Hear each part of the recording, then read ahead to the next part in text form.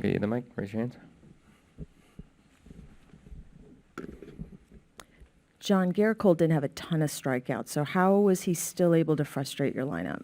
I think early in the game gave us some pitches to hit in the middle of the zone, especially with some curveballs. And, Bo hit a ball hard, Kirky hit a ball hard, but just didn't do too much. And then it was kind of, he pitched to really soft contact after that. So I thought he got better as the game went on. We had our chances early, leadoff double from Brandon. You want to try to cash in there and take the lead. And I think it was just after that he was locating really well and got into a good rhythm. John, these last 2 days facing very good pitching. Of course, when you are facing elite level pitching, is that a situation where you want to be more aggressive, more selective? Like, what's the philosophy facing a really good guy? Yeah, it's tough. I mean, you have to be ready for a pitch, that you can handle because usually with those type of guys, whether it's Michael King, Gerrit Cole, Glass now, you know what I mean? They're going to give you something to hit early or be in the zone early and then try to make you expand the zone a little bit later. So it's a combination of being ready to hit, but at the same time, you got to do damage. So I think when you don't do that, you look up and you have the pitch count where it was for Gerrit tonight. And when your offense is in a spot where they're trying to come from behind to make up a deficit, is this still a spot where you want to see stringing hits together, more the identity of this offense, or is there room, you think, for more power, big blows to jump back in? Yeah, it's, a combination of both, I think. I think we've done it either way throughout the course of the year. And, just looking back over the past week, I think you're looking at both of those things, kind of stringing at bats together, whether it be walk or hit, and then, hitting a home run with guys on base. So against guys like that tonight, that's kind of usually the formula, getting back-to-back-to-back hits is pretty tough. But yeah, it just wasn't there tonight. Hey, John, what was your message to the room tonight about, focusing for tomorrow, ideally getting a win and making that road to the playoffs easier?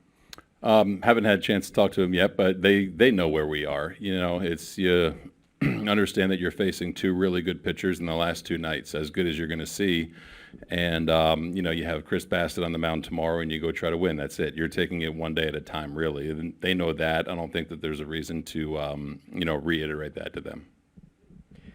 John, we talked last week in New York about how this run of pitchers between the Rays and the Yankees with King and Gerrit Cole twice was, in a sense, a preview of what was to come in the playoffs. As you kind of looked at the collective performance against them and Glass now, what are some things that you'd want to cast forward for your group?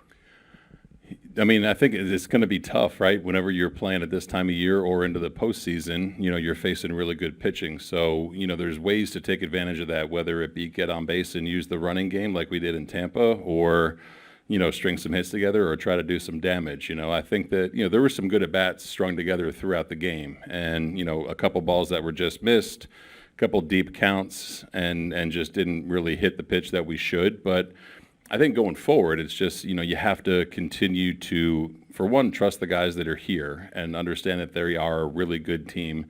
And, you have to really take advantage of mistakes is the biggest thing. So there's nights that you do it and there's nights that you don't. And the last 2 nights are, the latter. John, how encouraged are you with what you've seen from Belt as far as his timing goes? Yeah, he looks great. It's 2 hits tonight and, walk last night. He looks very similar to what he's been basically the entire year. So that's a plus. And, the fact that he's feeling good physically is good. And, you can, kind of feel good going forward about the fact that the quality of the at-bat is going to be there. John, with the quality of his pitching tonight, I think the stat line for Barrios doesn't really do justice to the effort. I'm just wondering, what was your assessment tonight? And if you think back to his body of work over the course of the season, what his turnaround has meant to your club?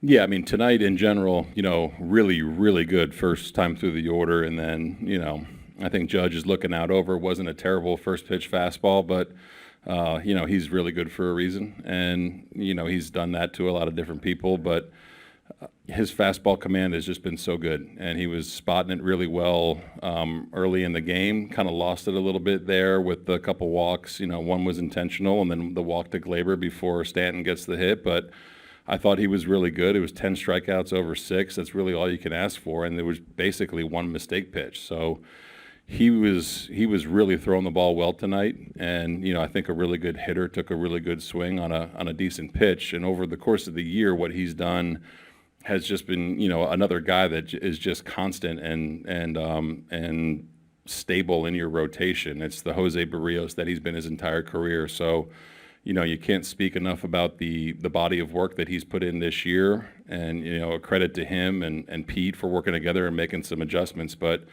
overall, this year has been really, really good for Hosey. Just wondering what happened on that cutoff play on that Stanton hit, whether Chapman was trying to deke or what the call was there. Yeah, I think it's just a little bit of miscommunication with noise between Chap and Kirk. It's all it was, and you're not quite sure if they're going to send Judge there. And a really good play from Jose to be where he should be to back it up and make the out at third. But I think it was just a little bit of miscommunication between Chap and Kirk. I haven't really looked at it that closely, but glad Jose was where he was. Thanks, everyone. Thanks, guys.